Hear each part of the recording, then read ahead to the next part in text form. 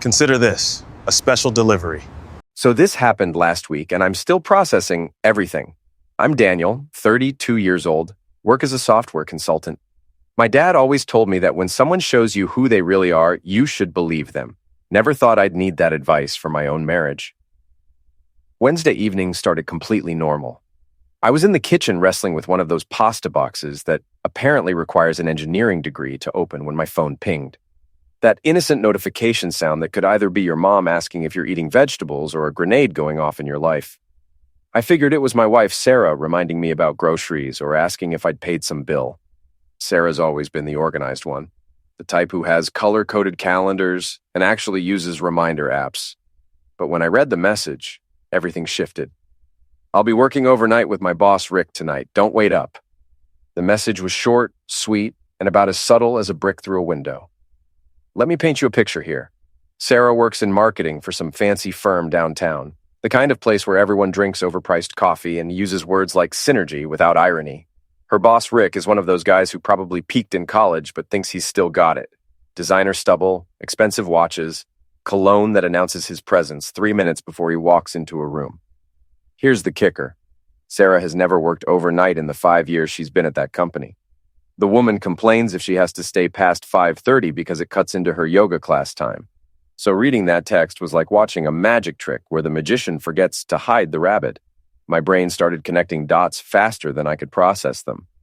Working overnight with Rick, the same Rick who's been sending her LinkedIn messages about networking opportunities for the past month.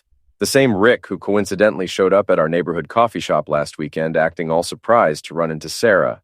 Now here's where most guys would probably lose their minds. Start throwing things, maybe punch a wall. But I've always been more of a chess player than a checkers guy. My dad's advice echoed in my head.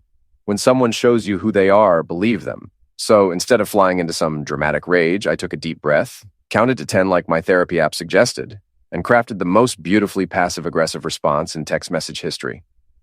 "Thanks for letting me know." 7 words, no emojis, no follow-up questions, no angry typing indicators. Just 7 perfectly polite, completely neutral words that probably made Sarah stare at her phone for 5 minutes trying to figure out what I really meant. Because here's the thing about cheaters. They're paranoid as heck. They know they're being shady, so they assume everyone else is being shady right back. I set the phone down, went back to my pasta, and started stirring with the kind of calm that comes right before the storm. You know that feeling when you're so angry you actually become zen? Like you've transcended regular emotions and everything becomes crystal clear? That's when it hit me.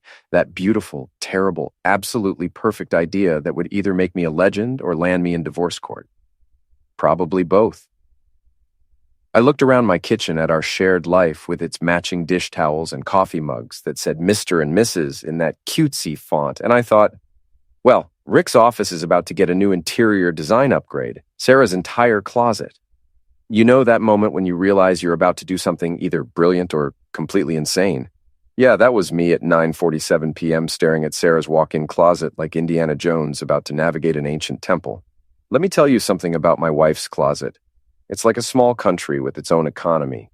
Districts for different seasons, diplomatic relations between shoes and handbags. The woman has more clothes than most department stores, and every single piece has a story and a price tag that made me question our financial decisions. I grabbed empty Amazon boxes from our garage because, of course, we had a stack. We're millennials. We survive on prime deliveries.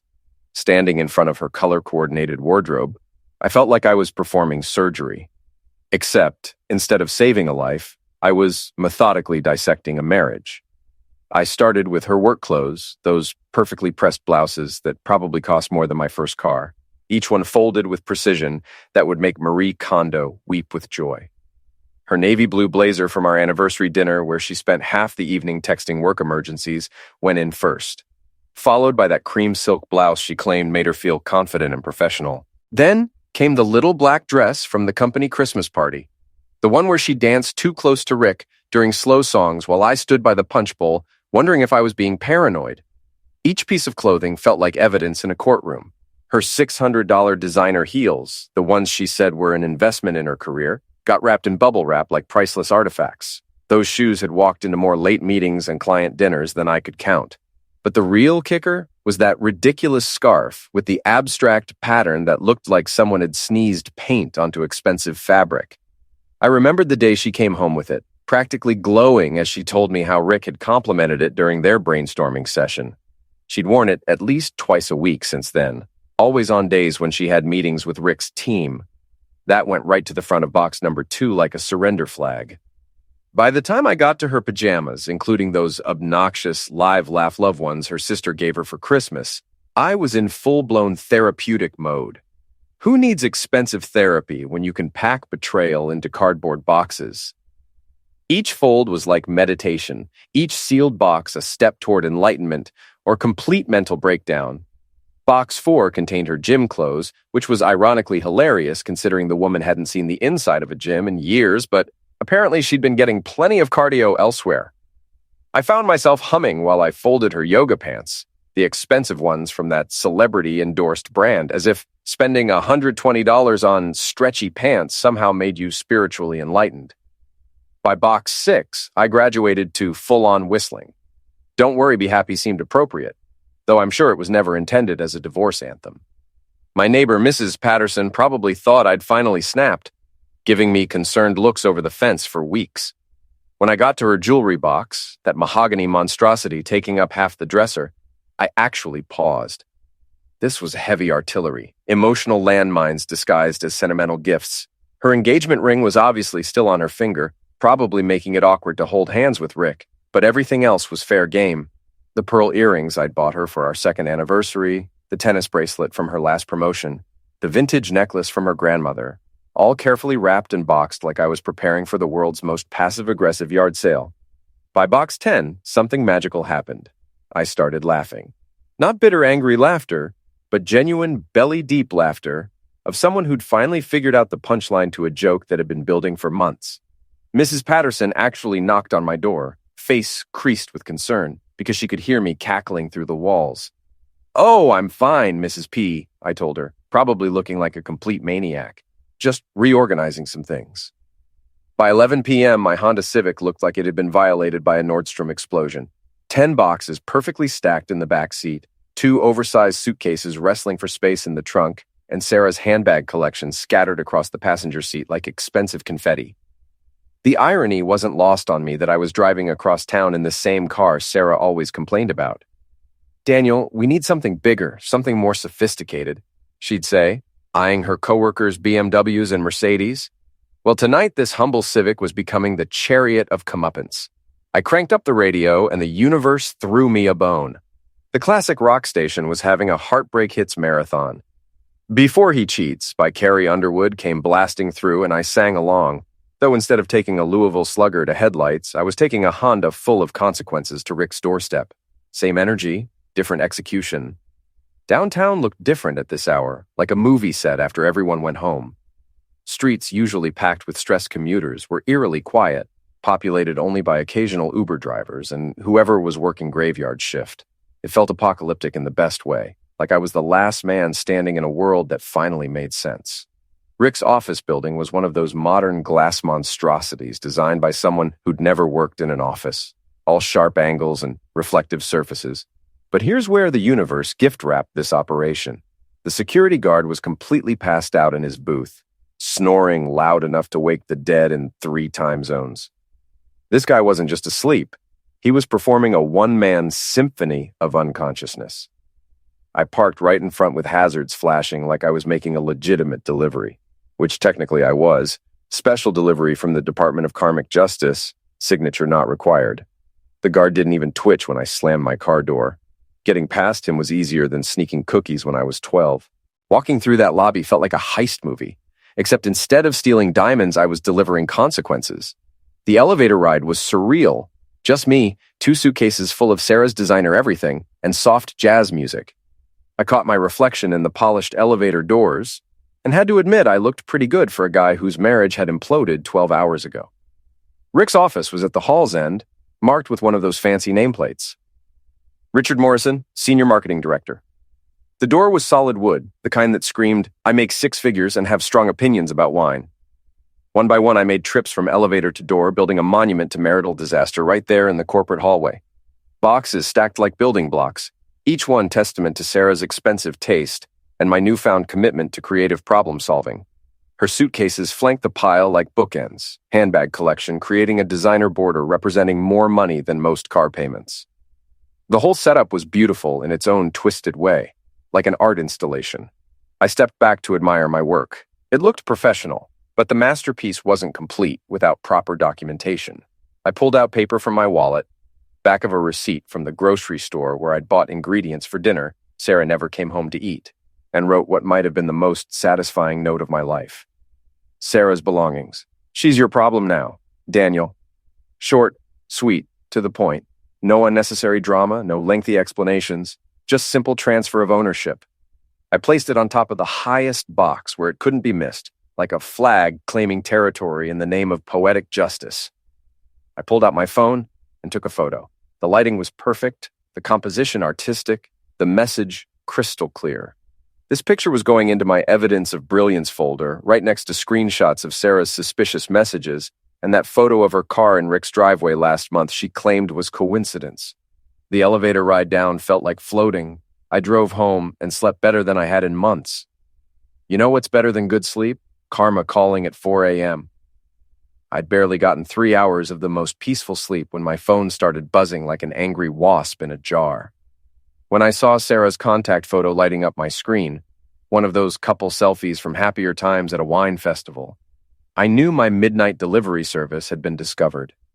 The phone buzzed once, twice, 3 times before going to voicemail, then immediately started ringing again. Like Sarah discovered the redial button and decided to treat it like a slot machine, convinced if she kept pulling the lever, she'd eventually hit jackpot of me picking up and pretending this was a misunderstanding. I let it ring 6 more times while I lay there enjoying probably the last moment of peace. There's something beautifully satisfying about watching someone's desperation play out through missed call notifications. Each buzz was like a little victory bell confirming my plan was working exactly as intended. Finally, on what must have been the 15th call, I decided to end Sarah's misery. I swiped to answer with casual indifference. "Hello," I said, injecting sleepy confusion like I was genuinely surprised by a phone call at this ungodly hour. "Daniel!"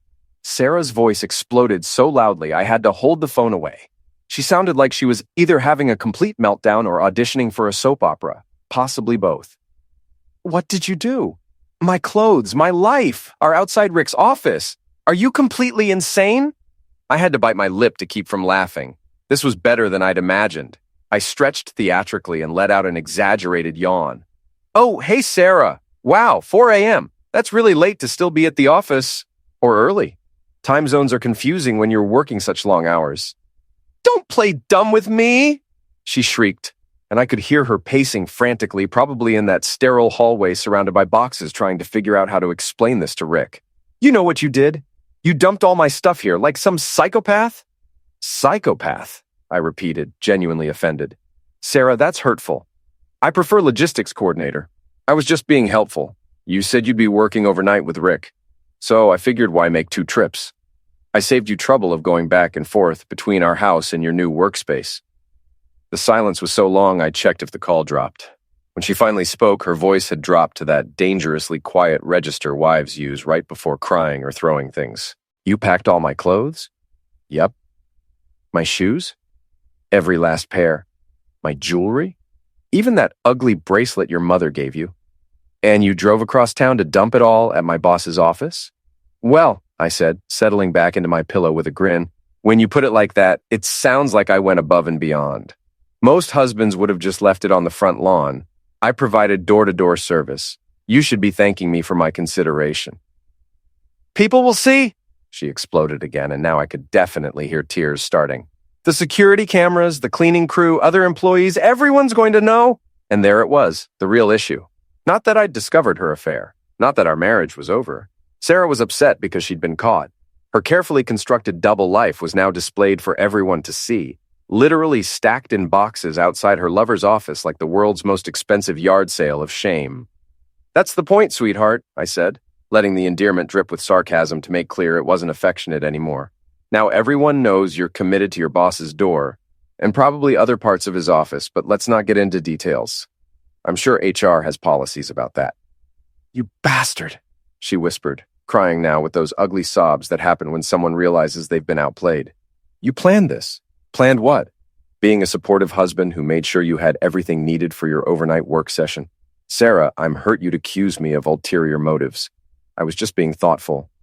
This is cruel, Daniel, even for you. Even for me? I sat up, genuinely curious. What's that supposed to mean?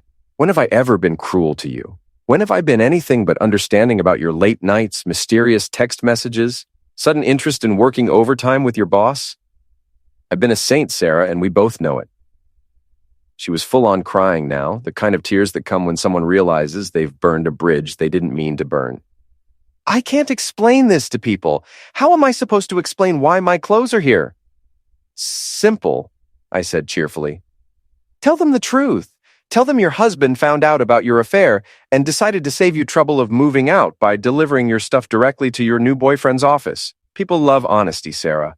It's refreshing. I hate you, she sobbed. No, you don't, I replied calmly. You hate that you got caught. I should have known Sarah's 4 a.m. meltdown was just the opening act. By the time I'd grabbed a shower and made decent coffee, the good stuff I kept hidden from Sarah because she always complained it was too strong, the cavalry arrived. My phone rang at exactly 7:43, and I didn't need caller ID. Linda Chen, Sarah's mother, the woman who'd spent 5 years treating me like a temporary inconvenience in her daughter's life. Linda never liked me. Not from day one when I showed up to family dinner wearing jeans instead of khakis. She'd spent our engagement dropping subtle hints about how Sarah deserved someone more ambitious, which was rich coming from a woman whose biggest achievement was organizing church fundraisers. Linda, I answered, settling into my chair with coffee, preparing for an epic performance. What a pleasant surprise. It's been 6 weeks since you've called to tell me how I'm failing your daughter. How dare you? She launched right in, no pleasantries, straight into banshee mode. How dare you throw Sarah's things out like she's some criminal? She's your wife, Daniel. Your wife. I took a long, deliberate sip of coffee, letting silence stretch uncomfortably. Actually, Linda, that's where you're wrong. She's Rick's overnight assistant now. I'm just the guy who handles logistics. Don't you get smart with me, young man. I don't know what's gotten into you, but this behavior is completely unacceptable. Sarah is devastated. Devastated. And it's all because you've lost your mind. Devastated that she got caught, you mean? I asked innocently. Because I'm pretty sure she was feeling good about things around midnight when she was practicing presentation skills with her boss. That's enough! Linda shrieked so loudly I held the phone away. I don't know what lies you've convinced yourself of, but Sarah would never do what you're implying. She's a good girl from a good family and doesn't deserve this treatment. There it was. Classic maternal defense. Some parents choose denial so strong it could power a city. Linda had apparently decided that rather than accept her daughter was capable of cheating, it was easier to believe I'd suddenly turned into a psychotic monster. Linda, I said, switching to my most reasonable voice. Let me ask you something.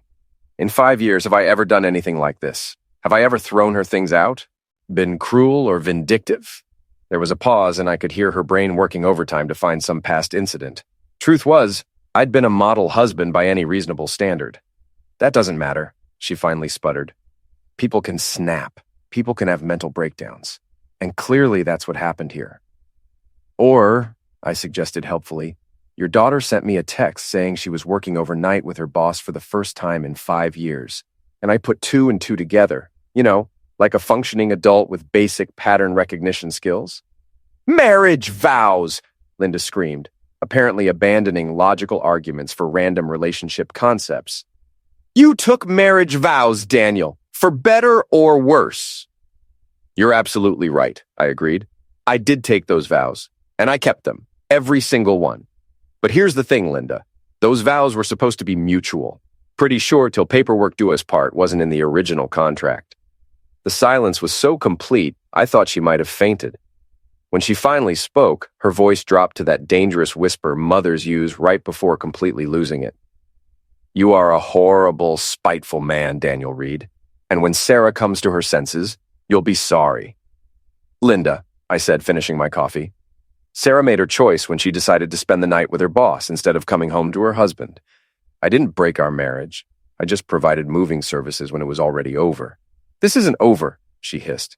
You haven't heard the last of this. Then she hung up. Around noon, my phone rang with an unknown number. Daniel Reed, I answered professionally. Daniel, this is Rick Morrison. I think we need to talk.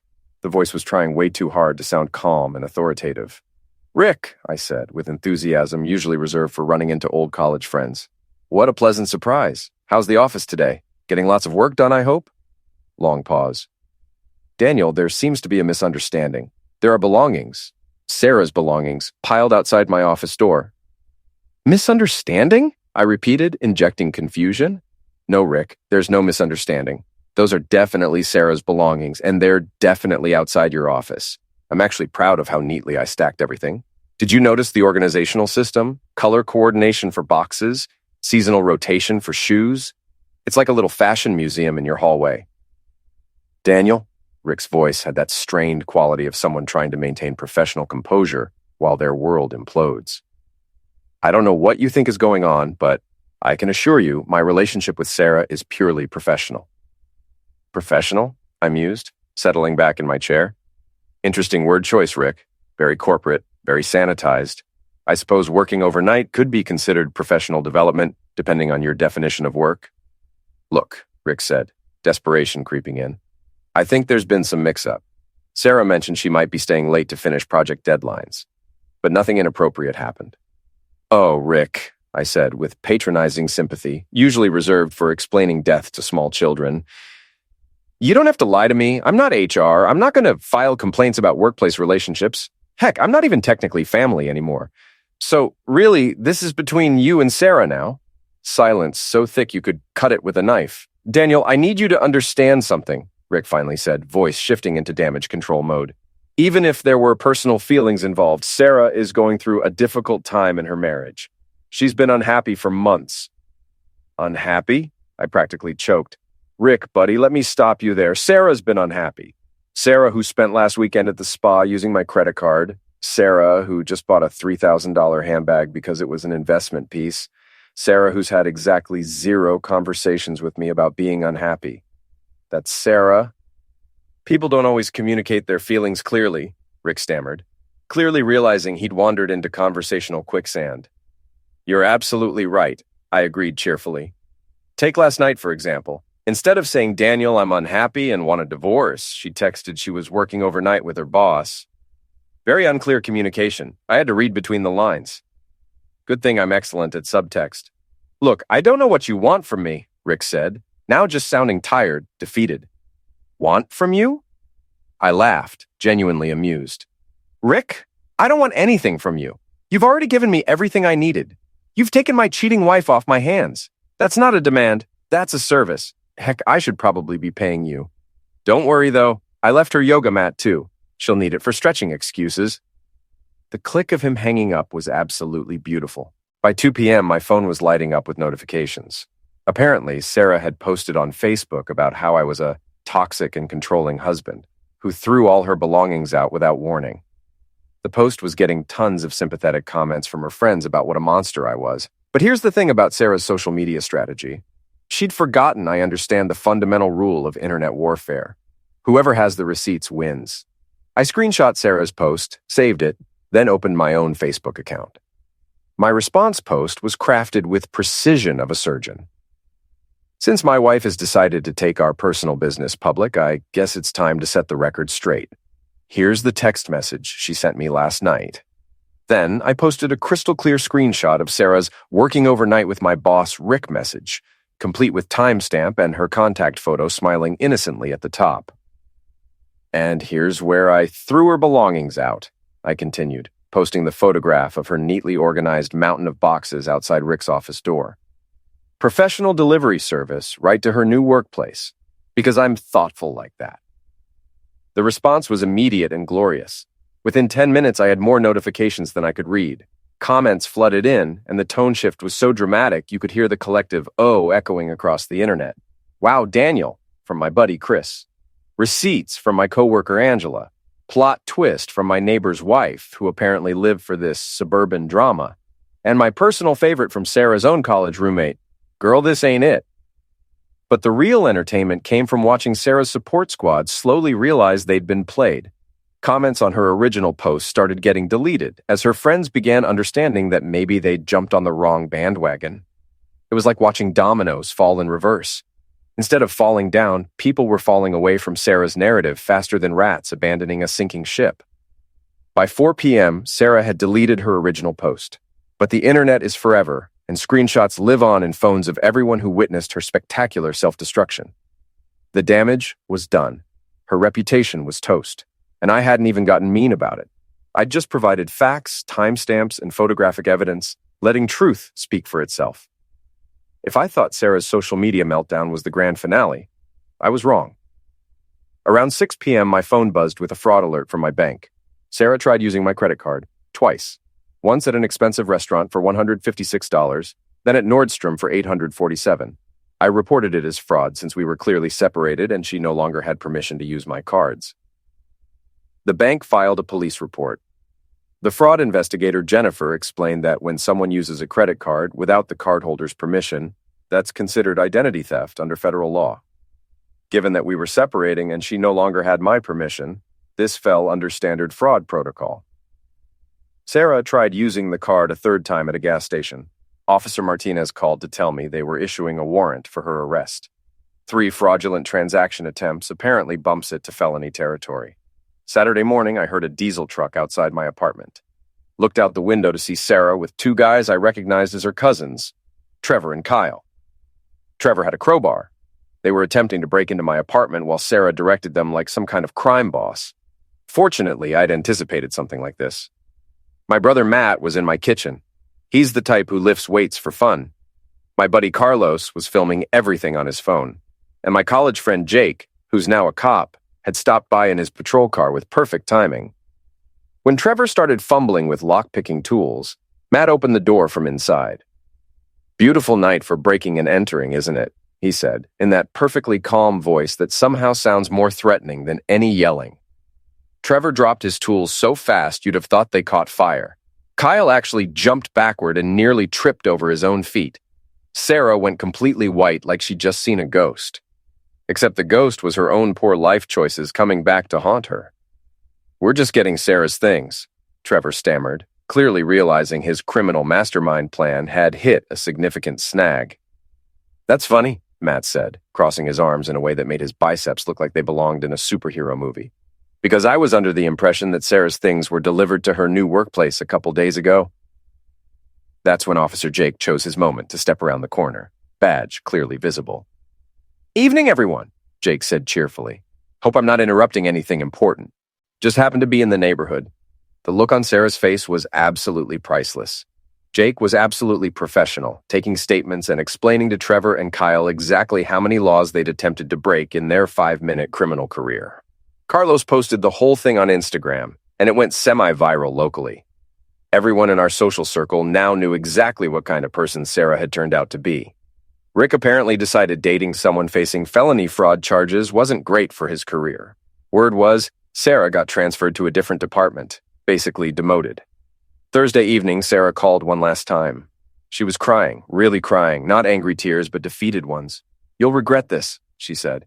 "You'll never find anyone like me." I looked around my peaceful apartment, finally free of all her Instagram-worthy decorative pillows and inspirational wall art. The space felt bigger, cleaner, somehow more honest without all the carefully curated accessories designed to project an image rather than create actual happiness. "Exactly, Sarah," I said, unable to keep the smile out of my voice. "I'll never find anyone like you, and that's the best part." The silence was so complete I thought she might have hung up. But then I heard her take a shaky breath. "I'm sorry," she whispered, and ended the call. I sat there for a moment looking at my phone, realizing this was probably the last conversation I'd ever have with the woman I'd been married to for 5 years. It should have felt sadder, more final, like the end of an important chapter. Instead, it felt like finally taking off shoes that had been too tight for way too long. My phone buzzed again, but this time it wasn't Sarah. It was a text from Lisa, my coworker who'd been sending increasingly friendly messages since the whole drama started.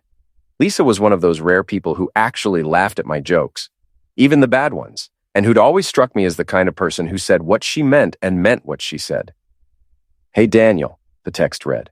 "Coffee tomorrow? I promise no overnight shifts with Rick." I actually laughed out loud at that, partly because it was genuinely funny, and partly because it felt so refreshingly normal after a week of dealing with attempted burglary and credit card fraud. Lisa knew the whole story. Heck, everyone knew the whole story at this point. But instead of treating me like I was either a victim to be pitied or a cautionary tale to be avoided, she was making jokes and asking me out for coffee like I was just a regular guy who happened to be newly single. "Sure," I texted back. "But I should warn you, I'm apparently the kind of guy who delivers his wife's belongings to her affair partner's office. Some people might consider that a red flag." Her response came back almost immediately. "Some people might consider that efficient. I like efficiency."